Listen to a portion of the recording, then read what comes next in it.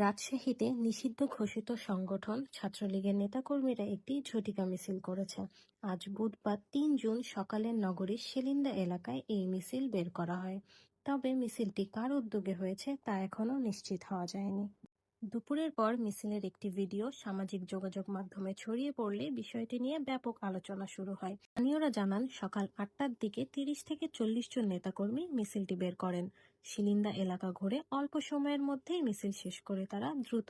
এ বিষয়ে রাজশাহী মেট্রোপলিটন পুলিশের মুখপাত্র জনাব গাজীউর রহমান জানান, মিছিলের তথ্য তারা পেয়েছেন এবং ভিডিওটি সংগ্রহ করা হয়েছে। ভিডিও বিশ্লেষণ করে মিছিলে অংশ নেওয়া ব্যক্তিদের শনাক্ত ও গ্রেফতারের চেষ্টা চলছে।